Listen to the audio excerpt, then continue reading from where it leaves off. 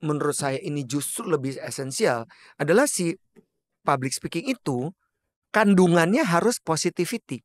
Tapi expert yang membawakan lebih besar bobotnya 70% atau mungkin 80%, 20% cara menyampaikan. Pertanyaan berikutnya, akankah dia mencuri perhatian audiensnya?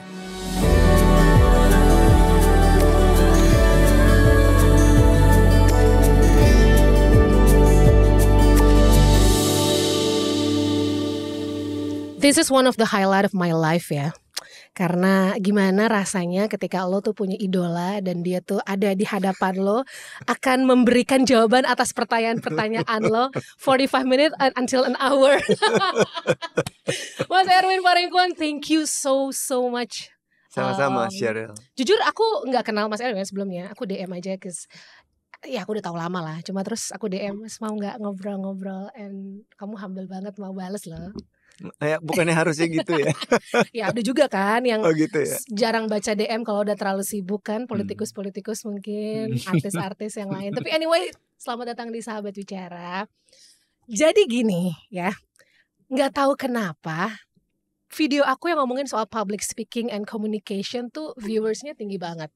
Wow. Iya. Dan semakin kesini aku semakin sadar dan mungkin nonton juga semakin sadar kalau punya skill public speaking itu adalah sesuatu yang you cannot change with AI.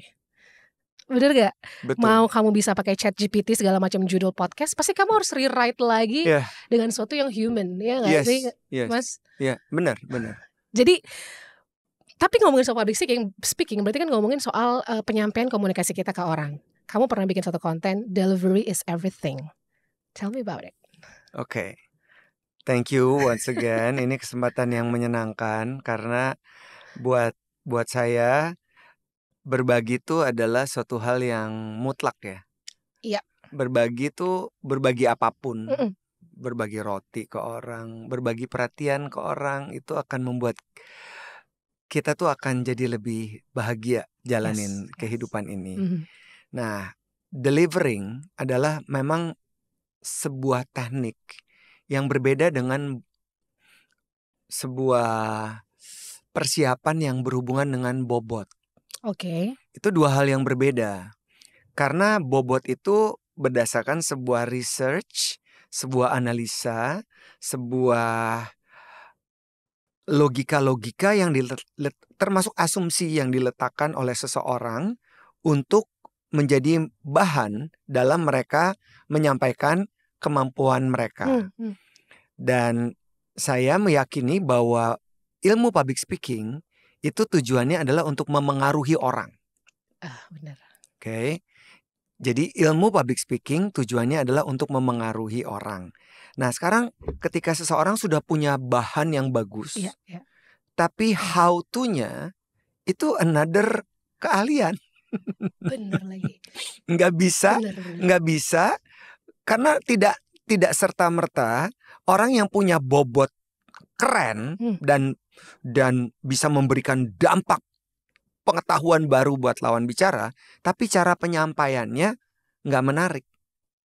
Nah, itu dua hal yang benar-benar Cheryl berbeda. Oh iya. Ibaratnya lo mau menyampaikan suatu presentasi, bagus nih udah presentasinya, udah dari visual key-nya, dari intinya bagus, tapi penyampaiannya itu komunikasinya nggak efektif, nggak nyampe, tujuannya nggak dapet orang yang dengerin, itu percuma lagi ya. Percuma. Kalau misalnya gini ya, kita ambil contoh deh, simposium lah, yang isinya semuanya orang dengan isi kepala yang sama dan pengalaman dan jam terbang yang sama. Oke. Ini kita mengacu ke pertanyaan, berapa besar prosentase antara bobot dan cara menyampaikan. Oke, jadi setting yang pertama adalah simposium. Misalnya orang-orang IT, gitu ya, ngumpul lah semua. Ilmunya kan bagus sekali. Betul. Ada kebermanfaatan yang mereka berikan. Tapi expert yang membawakan lebih besar bobotnya 70% atau mungkin 80%, 20% cara menyampaikan. Pertanyaan berikutnya, akankah dia mencuri perhatian audiensnya? Akankah dia tetap menarik dan pesan itu dapat dicerna dengan baik? Kalau bobot lebih besar. Sekarang pilihan yang kedua. 50-50. Bobotnya 50%, cara menyampaikan 50%. Masih menarik nggak? Mungkin nggak juga. Mungkin ya. Kenapa? Karena kita tahu di dunia yang sangat modern ini dan juga disruptif, intensitas kemampuan seseorang dalam menangkap dan mendengarkan sebuah pesan itu nggak bisa lama-lama. Apalagi si gadget ini kan, scroll. Distractionnya parah ya. Sangat. Distraction itu adalah distraction yang ada di kepala kita ketika kita melihat yang berbicara di depan atau lawan bicara kita tidak menarik. Mereka langsung skip dan mikir ke tempat lain. Wah, benar. Oke, pilihan ketiga. Jadi berapa dong? Kalau 70-30 nggak tepat, 70 bobot 30% cara menyampaikan. Kalau 50-50 juga beresiko juga. Jadi saran saya, walaupun ini dalam konteks simposium mungkin bisa dibikin 50-50. Tapi kalau namanya public speaking, umum. Ya. Tidak semua orang memiliki pengetahuan dan wawasan dan literasi yang sama dengan si public speaker itu. Jadi nggak 50-50 dong. Betul. Harusnya bobot itu lebih sedikit. Mungkin dibalik dengan yang pertama. 30% bobotnya, 70% cara menyampaikannya. Wow. Kenapa? Supaya pesannya benar-benar diterima dengan bagus. Antara si sender pengirim pesan dan si receiver penerima pesan, dia masuk karena si 70% ini adalah cara yang dapat membuat pesan itu sampai di kepala seseorang. Dan ini memerlukan strategi, ini memerlukan kreativitas, Sheryl. Ya, benar banget. Itu emang another level banget sih. Dengan cara kita menyampaikan si pesan itu, apalagi di dunia modern sekarang orang kalau gak seru lagi langsung secepat itu gitu ya Mas ya. Sangat. Dan si pemberi pesan atau si sender berpikir yang ia sampaikan itu semuanya ditangkap sama lawan bicara. Iya, padahal enggak. Terus abis itu terjadi miskomunikasi. Setelah kegiatan selesai, dia beranggapan di kepalanya kan udah saya sampaikan semuanya. Emang bener udah disampaikan, tapi mudeng nggak orang itu nyampe nggak? So the how is required another strategy. Yes. Tapi ini gimana kita bisa sampaikan another strategy? Kalau banyak orang-orang yang nggak semua orang tuh bisa punya ilmu public speaking yang mumpuni gitu loh Mas. Tentu. Orang ada yang bilang tapi bisa dilatih ya. Bisa dilatih. Ini benar-benar makanya ada talking ya. Promo.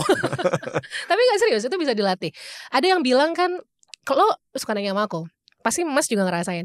Lo nervous gak sih kalau misalnya mau nge-MC atau mau naik panggung? Of course. Yeah. And I believe nervous itu adalah sesuatu yang baik, karena nervous itu adalah excitement dengan positive expectation gitu.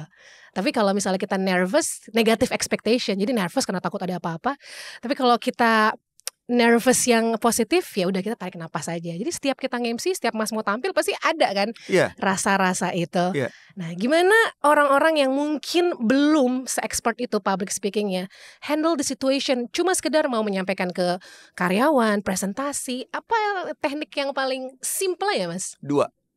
Dan ini bukan cuma soal strategi berbicara dengan siapapun orang dalam konteks sosial maupun pekerjaan, tapi ini bisa dipakai untuk hidup. Oh, okay. This is interesting. Apa nih? Yang pertama adalah memiliki self-awareness. Self-awareness. Misalnya gini ya, kayak sekarang. Saya sadar betul kok, Sheryl lagi interview saya, lagi ngobrol sama saya. Sheryl punya keinginan untuk menggali apapun yang saya miliki di pengalaman hidup saya. Dan saya sadar ada kamera, ada tim di sini, ada meja ini gitu ya. Saya sadar tentang ruangan ini, saya sadar gitu. Dan kesadaran yang dimiliki oleh seseorang artinya adalah ketika dia berada di tempat itu dengan pikiran, perasaan, dan tubuh yang dia bawa di situ. Oke. Ini si self-awareness ini akan membantu kita untuk bisa menempatkan diri. Menempatkan diri termasuk juga dengan mengatur apa yang mau kita sampaikan. Kalau pikiran saya tidak ada di tempat ini, di tempat lain, saya mikirin sesuatu di luaran sana, Pertanyaan kamu tidak bisa saya jawab, tidak bisa saya dengar dengan baik, konteksnya seperti apa, dan saya tidak bisa menyusun konten yang tepat, isi yang tepat memenuhi ekspektasimu. Betul. Gitu. Nah, ketika saya ada di sini sekarang atau teman-teman semua ada di satu tempat, hadirlah penuh di situ. Be present bahasa Sundanya mah ya. Betul. Itu bahasa Sunda ya? Be present. The power of right here, right now. Jadi jangan sampai kita, pikiran kita di sini, tapi hati kita di tempat lain. Dompet kita hilang, kecolong atau enggak, langsung mikir, pikiran lagi dari hati. Kok gue kayak ngerasa gak enak ya? Kayaknya nanti sore ada sesuatu yang terjadi dengan kegiatan gue berikutnya. Dan overthinkingnya dibawa ya. Baper itu kalau hati kan baper ya. Kalau pikiran overthinking. Nah, ketika seseorang hatinya juga tidak ada di tempat itu, dia tidak bisa membangun koneksi yang tepat. Terutama koneksi ketika menangkap pesan-pesan yang ada di depan dia gitu. Badan bisa ada di situ, tapi pikiranmu ada di situ juga enggak bersama hatimu.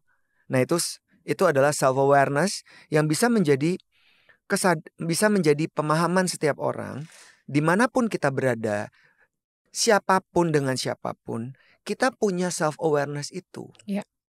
Yang kedua adalah self control, kemampuan untuk mengendalikan diri. Maksudnya gini loh, kenapa kita harus punya self control? Karena ini akan meredam semua nafsu mau marah sama orang, nafsu mau mengeluarkan kata-kata yang tidak tepat. Nah, jadi ketika seseorang sudah punya self-awareness, hendaknya dia bisa mengontrol dirinya. Kenapa? Karena setelah saya berkutat selama 21 tahun, Sheryl, di dunia training, memberikan training ke orang-orang yang berbeda-beda di masyarakat, di organisasi, di perusahaan, macam-macam. Saya akhirnya menemukan 2 kata kunci berikutnya tentang komunikasi atau public speaking. Apa tuh, Mas? seru nih. Karena nih langsung dari pengalaman pribadi kan? Iya. Apa nih? Yang pertama adalah understanding. Memahami. Yang dimaksud dengan memahami apa? Ya lo pahamin diri lo dulu. Lo pahamin pikiran lo, pahamin hati lo, pahamin tubuh lo. Dan tahu gak lo tuh siapa? Itu understanding ourselves. Ketika kita memahami keberadaan kita akan lebih gampang dan lebih mudah untuk menghargai diri kita. Bahwa kita tuh berharga loh. Bahwa kita tuh spesial. Kita tuh makhluk yang diciptakan Tuhan yang paling sempurna. Dan kita memiliki akal dan budi dan semua yang lebih dibanding creature-creature lainnya ciptaan Tuhan. That understanding juga akan membantu kita to understand other people. So I understand your point of view, Sheryl. I understand your situation. Sehingga ketika ada kata understanding, saya mengerti tentang diri saya juga akan mengerti orang lain. Muncul yang namanya empati ya. Empati, ya. So I feel you. Kalau saya ketemu kamu, misalnya kita satu kantor, terus saya melihat kamu dengan kesadaran saya, waktu pertama kali ketemu eye contact, senyuman kamu nggak seperti kemarin-kemarin. So I feel you, ya peka. Karena ada self awareness di situ dan ada kata understanding to other people. Tentu semua yang kita sampaikan akan berbeda ketika ada understanding. Tapi ketika kata understanding itu nggak ada, kita menjadi dominan, menjadi sok tahu, merasa paling benar, dan segala hal. Dan ini berlaku secara verbal, non-verbal, juga written. Kan channel dalam komunikasi itu dibagi 3. Betul. Secara verbal nih sekarang kita saya ngomong secara verbal. Non-verbal tangan saya juga bergerak. Tapi ketika komunikasi tidak ada verbal dan non-verbal, tidak ada visualnya, tentu written ya. Jadi artinya kita akan menulis lewat chat, email, dan segala macam. Nah, itu understanding implikasinya besar sekali dan sangat luas untuk membantu seseorang bisa menempatkan diri. Dan yang kedua, yang saya juga baru sadarin, menurut saya ini justru lebih esensial, adalah si public speaking itu kandungannya harus positivity. This is so good. Bahan dasarnya harus positivity. Kenapa harus positivity? Karena tadi kan gue bilang public speaking itu tujuannya memengaruhi orang, ya kan? Terus kalau misalnya lo ingin membuat orang beli apa yang lo jual, percaya dengan apa yang lo omongin, ya semua kata-kata verbal dan non-verbal, apalagi tulisan, dia harus positif. Dia nggak bisa negatif. Why? Karena kalau negatif yang kita ucapkan atau gestur tubuh kita negatif, orang lain akan offended. Dan kalau orang sudah tertutup sama kita, bagaimana kita bisa memengaruhi mereka? Jadi si positivity ini adalah si esensi utama dalam kemampuan seseorang mengerti dan memahami dan menjalankan dalam kehidupan sehari-hari berinteraksi dimanapun, apalagi termasuk di kantor, ya dua elemen utama ini mesti lo bawa. Karena kata yang positif menyejukkan. Sesuatu yang negatif pasti merusak. Itu kita udah tahu dari kecil, kita udah diajarin sama orang tua kita. Ya, misalnya kayak senyawa air. Ada 2 air kan kita udah lihat di YouTube banyak ya. Satu air dimaki-maki, kusam. Satu didoain, satu dipuji-puji. Jadi bagaimana mentalitas atau kepercayaan seseorang ketika yang dimasukkan adalah hal yang positif, dia akan bertumbuh sangat subur. Gitu. Ini aku agree banget sih, karena kalau kita ngelihat seorang pembicara lah gitu ya, kita bisa ngelihat dia tuh gesturnya asik gak sih, atau positif gak sih, aura, kalau kita bilangnya auranya asik ya. Ketika aku tadi pertama ketemu Mas Erwin gitu kan, masuk tim aku di bawah, Kak, aku ngeliat dia deg-degan kayak ngerasa gimana gitu loh Kak. No, gimana orang gue biasa-biasa aja. That's you, think about that. Tapi ketika kita masuk dan itu pandangan orang lain, dia merasa kayak, wow ini orang auranya beleberan ya. Nah itu kan gak bisa. That I don't know. Ya, gak bisa dibeli, itu adalah aura. Tapi itu bisa muncul ketika kita sincere kan. Nah gimana caranya biar, kan public speaking bisa dilatih nih. Yes. Tapi dilatih berarti kita semua bisa dilatih ya, Sheryl. Semua. Oke, aku ralat. Tukang kebon bisa jadi supir, tukang kebon bisa jadi arsitek, tukang kebon bisa jadi direktur utama, semua bisa. Nggak ada yang nggak bisa. Yang penting mau belajar. Bener banget, bener banget. Punya ketekunan ya. Itu ya. Tapi ketika kita dilatih, gimana caranya nggak kelihatan kalau kita fake? Karena kan public speaking kadang kamu tadi harus positif segala macam. Gimana nggak jadi seorang speaker atau pembicara yang fake gitu loh Kak? Kan kebaca juga ya. Kayak pasti. kok kayak terlalu gimana ya. Dalam bahasa personal development ada yang namanya self-realization. Self-realization, oke. Kita merealisasikan makna dan memaknai diri kita. Who am I? Yes. Gue tuh siapa sih? Gue mau apa sih? Apa sih yang gue punya? Apa yang gue percaya?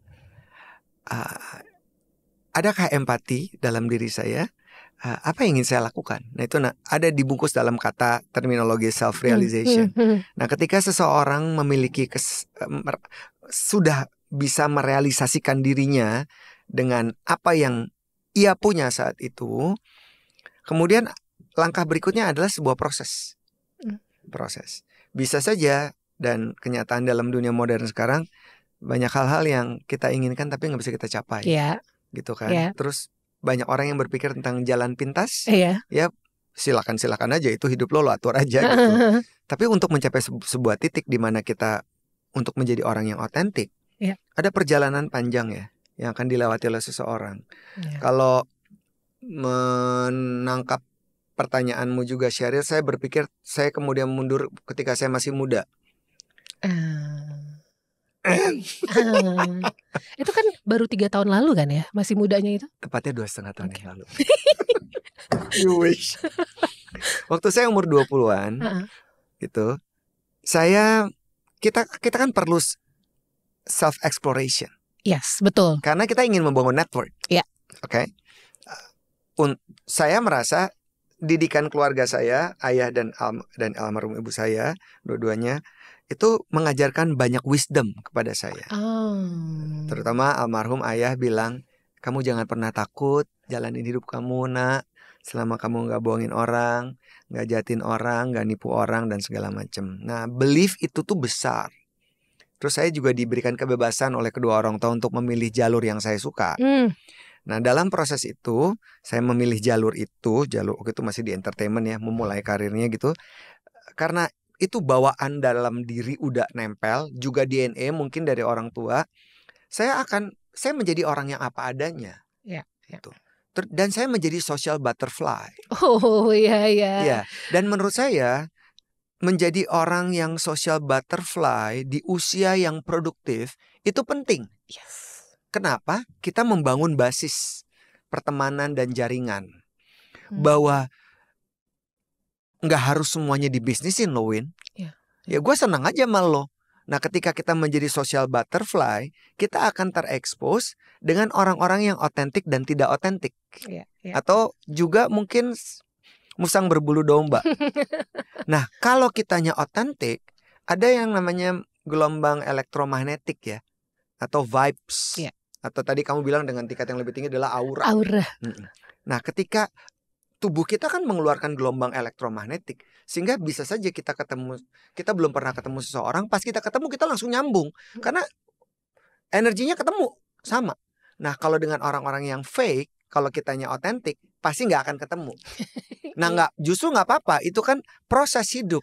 Jadi saya kemudian tahu, oh ini orang nggak otentik, oh ini orang otentik, ini orang nggak otentik, tapi omongan-omongannya bener semua ya. I think I need to learn from that person. Dan I'm willing to learn gitu. Even though he's or she's not authentic.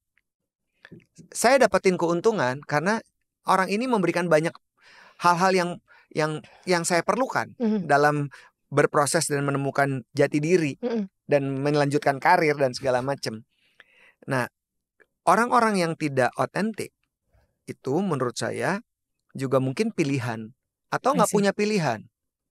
Ada di lingkungan yang semuanya palsu. Tapi kan bukan berarti kalau di lingkungan lo semuanya palsu, lo juga harus jadi palsu, nggak sih? Kan ada values, ada belief system, ada be true to yourself. Lo suka nggak? Nggak suka. Ya udah, kalau lo nggak suka gimana? Ya lo mau gimana? Lo mau keluar dari kantor lo? Iya sih, gue gak suka. Kantor gue orangnya palsu-palsu semua, terlalu banyak office politik. Lo dibikin perencanaan belum? Kalau lo keluar lo mau ngapain? Lo dipikirin belum? Bisa ngukur itu lo. Jadi kemampuan untuk mengukur pada akhirnya itu milik setiap orang untuk ngukur. Dan begitu kita udah ngukur, kita menginternalisasi ke dalam diri kita. Gue mampu gak? Gue bisa gak ngelawan ini? Oke, ada hal yang bisa kita ubah, yaitu diri kita sendiri, mindset kita, hati kita lebih legowo. Ada yang kita nggak bisa rubah, yaitu lingkungan. Orang lain, pacar, pasangan, siapapun, orang tua. We cannot change people. But we adapt. Nah, we adapt. Kalau saya, orang itu nggak sincere, ya udah nggak apa-apa, gue adapt aja. I have to deal with that person, even though I don't like it. Dalam konteks profesional aja. Dan itu pilihan, maksud saya, antara orang yang mau jadi otentik atau menjadi orang yang fake. Tapi menurut saya orang yang fake itu gak akan bertahan lama, walaupun circle-nya gede.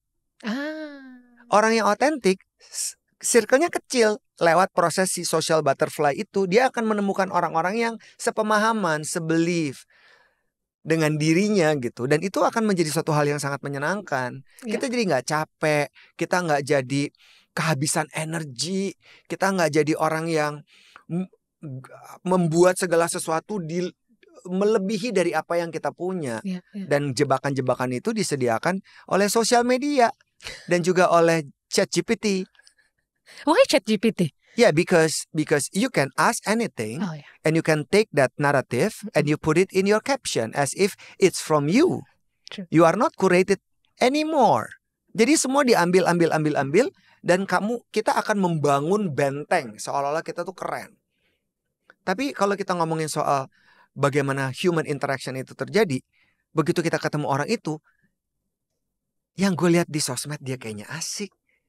Pas gue ketemu kok orangnya kayak gagu, gak bisa ngomong. Beda ya. Terbata-bata bicaranya. Jadi yang dia tampilin itu apa ya? Atau seseorang yang terlihatnya ramah, pas ketemu nggak ramah. Itu kan jadi terlalu dibuat dan terlalu besar dari dirinya. Iya, iya. Nah itu menurut saya akan melelahkan ya. Capek ya? Pasti. Jadi memang untuk menjadi, ya untuk berani tampil di depan umum atau menjadi seorang public speaker or whatever it is, dibutuhkan itu yang namanya otentik dari diri sendiri. Ya maksudnya tadi self awareness, kamu udah tahu diri kamu siapa, itu yang kamu project ke orang. Dan kamu udah pede anything gitu loh. Kamu udah pede dengan diriku sendiri, and this is me. Abis itu kamu berani tampil depan. Iya, dan ada satu kata kunci lagi, Sheryl. Untuk bisa jadi pede tuh kita harus punya kemampuan untuk menerima diri kita. Self acceptance. Kita harus menerima diri kita, menerima seutuhnya diri kita.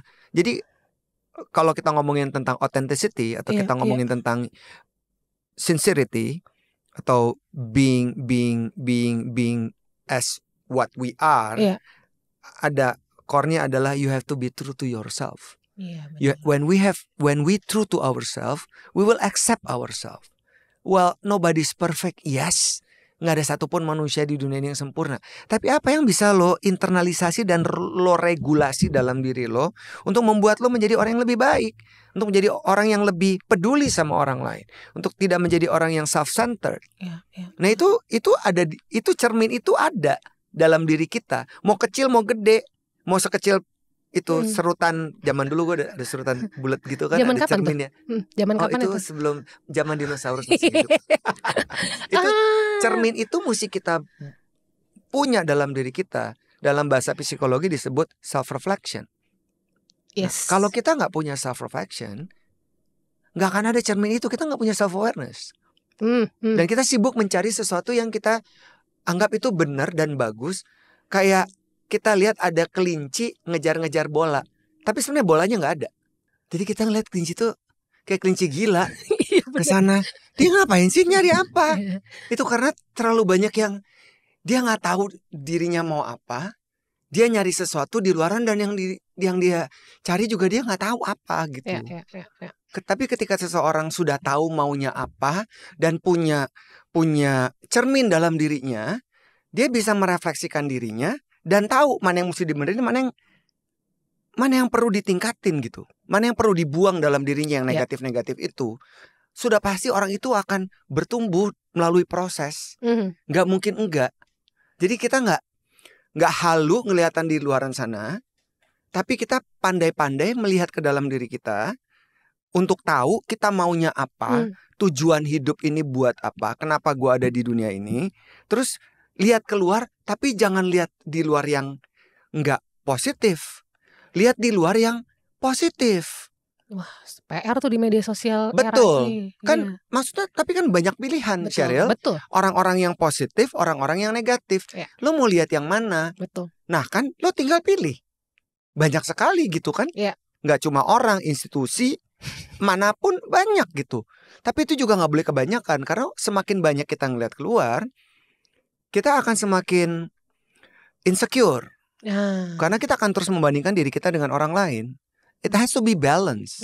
Lihat ke dalam, menggali potensi diri. Ngelihat keluar adalah orang-orang yang inspiratif buat kita.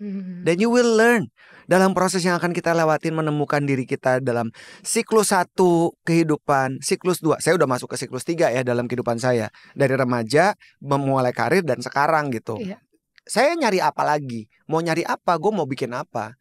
Nah itu adalah journey panjang yang setiap orang harus berpikir ke situ sih. Iya, benar. Nggak bisa hidup dalam moto just do it atau mengalir begitu aja. Kalau saya sih nggak punya prinsip itu. Oke. Gitu. Tapi aku setuju kalau kadang kita melihat orang yang tampil di publik ya dengan bawaan yang udah enak, atau aku yakin dia sudah mengalami berbagai macam fase dalam hidupnya. Iya. Jadi semua kejadian-kejadian dalam hidupnya itu termanifestasi dalam cara dia berbicara gitu loh. Jadi kayak kok enak ya. Dia udah tahu dirinya sendiri gitu kan ya Mas ya. Iya. Balik ke social butterfly era itu. Social butterfly itu mungkin yang menemukan Mas dengan teman-teman yang ada di sini juga. Sebagian teman-teman baru. Karena kalau kita ngomongin public speaking, ada buku yang sangat menarik. Actually aku baru mau beli, tapi hari ini dibawain. So thank you so much. Public Speaking 101. bukan cuma kamu yang mau tampil di depan umum atau harus bikin debat atau harus speech atau harus apa. Kemampuan public speaking menurut aku adalah soft skill yang dibutuhkan di era manapun.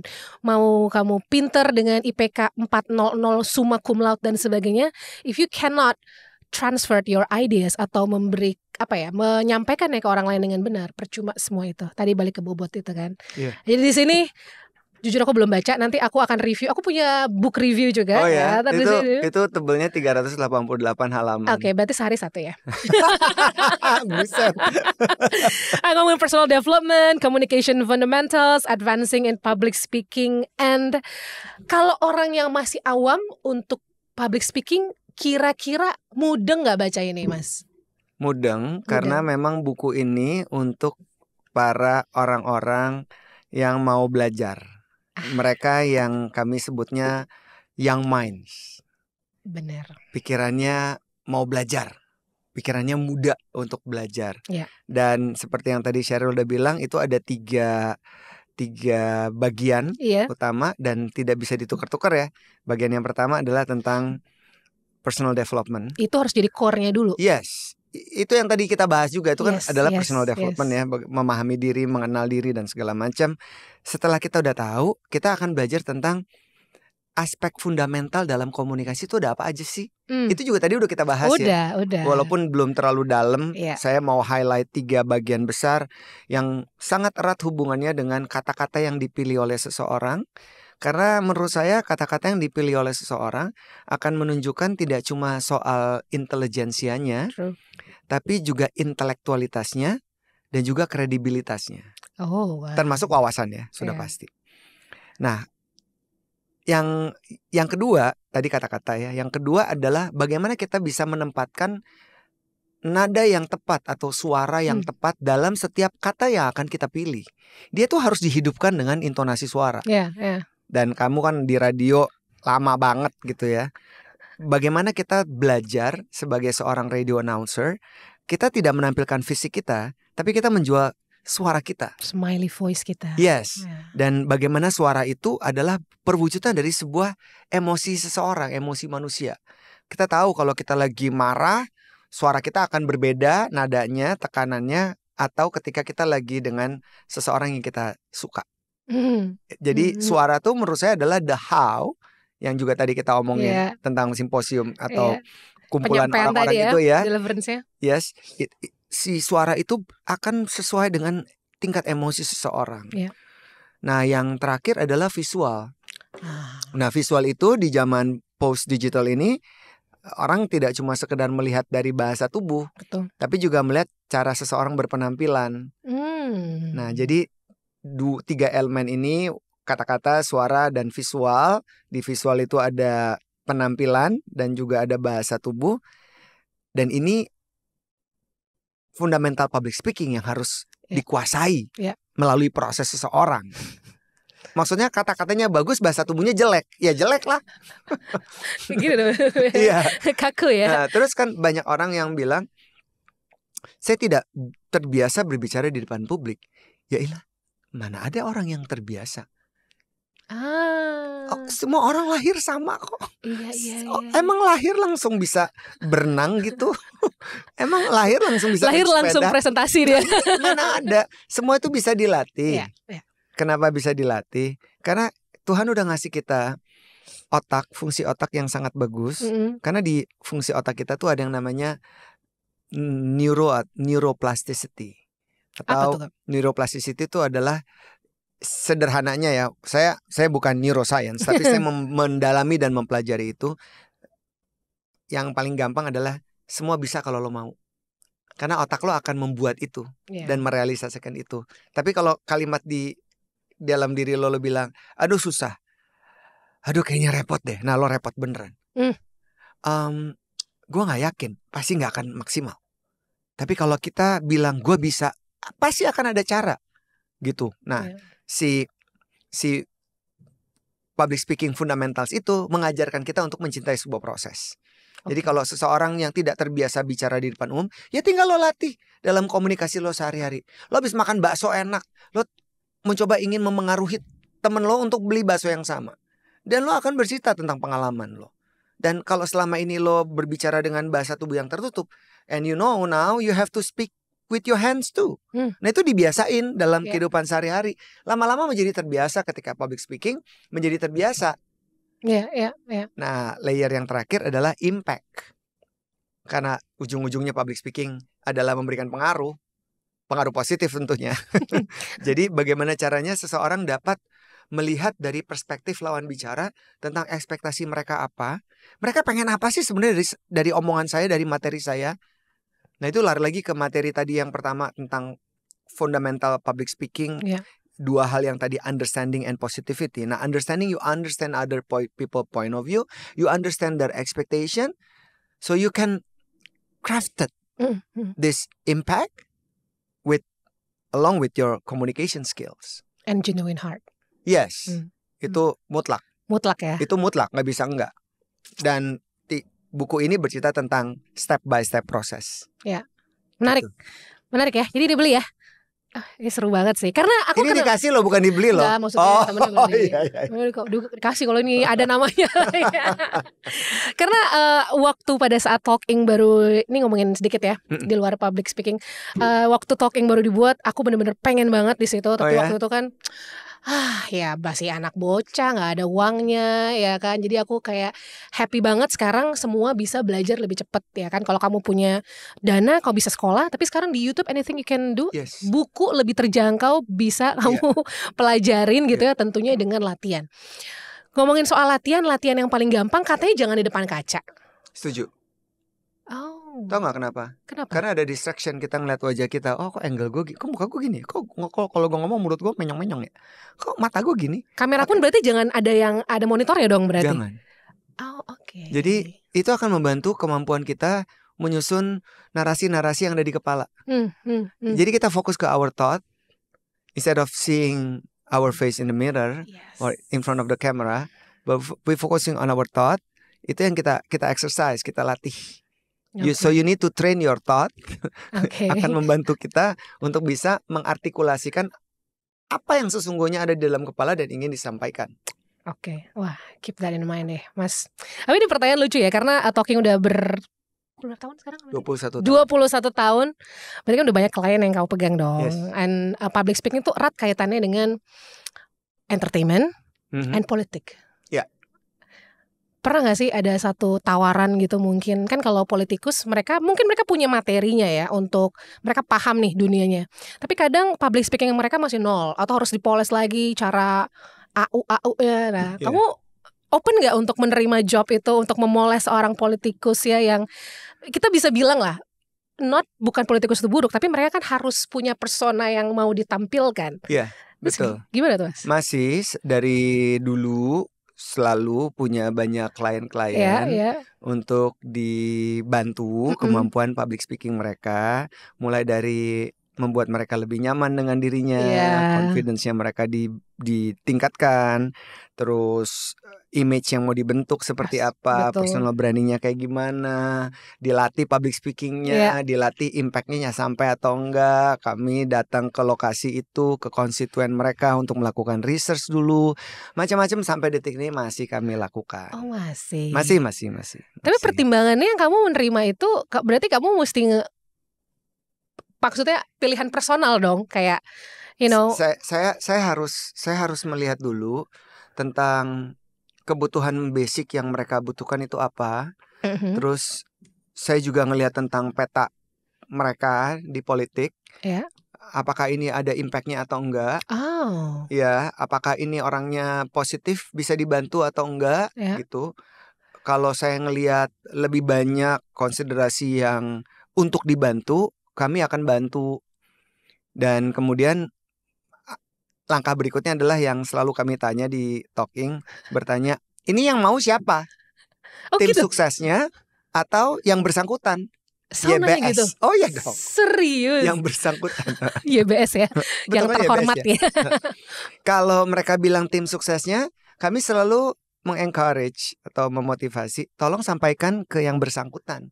Mau nggak di training? Karena dianya harus menjadi terbuka. Kalau nggak terbuka nggak bisa. Lebih gampang kan kalau orang udah terbuka mau belajar, lebih gampang. Kami baru memberikan best practice, cara-caranya, teknik-tekniknya, gini, tips-tipsnya gitu. Dan akan lebih gampang gitu. Iya. Apa kekurangan politikus di Indonesia dari public speaking ya? Kalau bicara soal komunikasi yang tadi kita bicarakan juga, public speaking itu kan mengandung nilai authenticity yang lebih besar daripada nilai yang dibuat.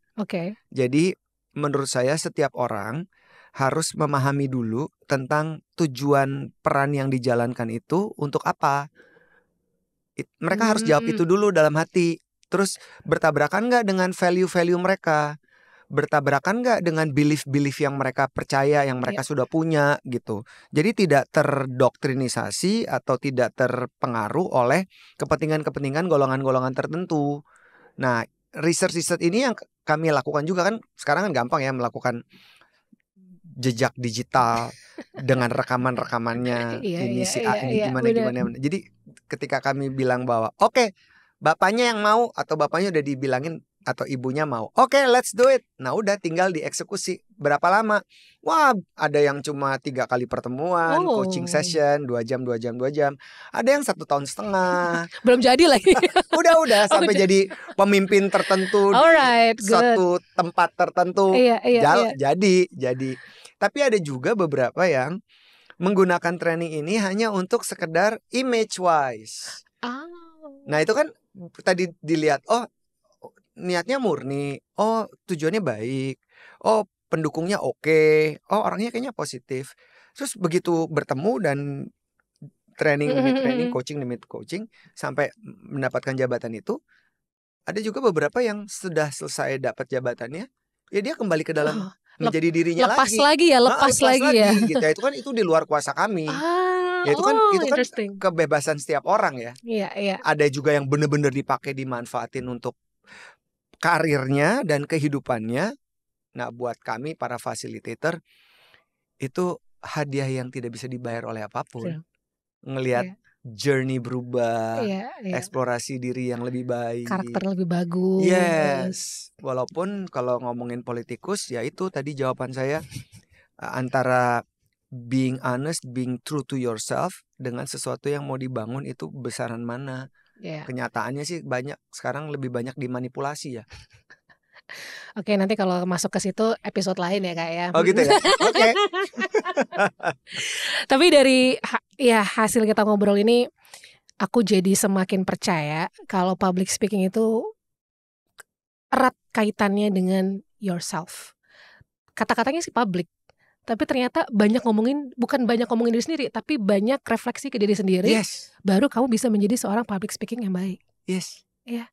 Jadi buat yang lain yang mungkin merasa aku masih belum berani, belum apa, ya kembali ke diri sendiri dulu ya. Kenali diri sendiri dulu. Dan apalagi your last. Dan mulai dan ingat, setiap orang yang ada di posisi puncak, mereka tidak pernah tahu bahwa mereka akan sampai di tangga itu juga. Sebuah proses dan mencintai proses dengan penderitaan, dengan trial and error, dengan berdarah-darah, itu mesti dilewatin oleh setiap orang. Tapi ketika kita tahu purpose kita untuk apa, kita akan lebih kuat karena kita tahu, ini tujuan gue di sini, dan tentu pasti akan ada proses yang panjang. Mencintai proses adalah mutlak, tapi being true to yourself is the most important thing, and having that positivity so that we can improve ourselves better and better each and every day. Wow. Aduh. It's a wrap. Gak ada lagi kayaknya harus aku konklusi. Jadi gak pernah ada yang telat untuk belajar. Anything, kau bisa menjadi apapun kalau kamu latihan. Dan jangan pernah takut dengan yang namanya berbicara depan umum atau menjadi public speaking. It's a matter of your self dulu sebetulnya. Yeah. Don't afraid to make mistakes too. Don't afraid to make mistakes. Semuanya. You learn. Oke. Satu orang yang paling kamu suka speaker or your inspiration person? Saya suka salah satu, banyak sekali ya. Tapi satu nih satu ini menginspirasi saya juga. Namanya Malcolm Gladwell. Kenapa dia? Penulis buku, juga ada podcastnya. Menurut saya buku-bukunya juga New York Best Selling Book. Menurut saya dia jenaka dan genuine dan juga impactful. Itu bisa dibungkus semua jadi satu kok. Jadi dengan menarik. keunikan. Iya. Jadi nggak boring. Banyak ilmunya, tapi kita juga nggak boring ya. Cara ngomongnya juga kocak. Oke, thank you so much. Kak Erwin, aku terharu banget nih di episode ini. Thank you banget kalau mau datang. Thank you. Terima kasih sudah berbagi ilmu, karena aku yakin dengan kamu semakin banyak. Saya nggak bagi ilmu lah, saya cuma ngobrol loh. Kamu nanya ilmu. Saya jawab. Itu ilmu. Oh gitu. Iya. Okay. Itu ilmu yang aku dulu pengen daftar di Talking nggak jadi. Thank you so much.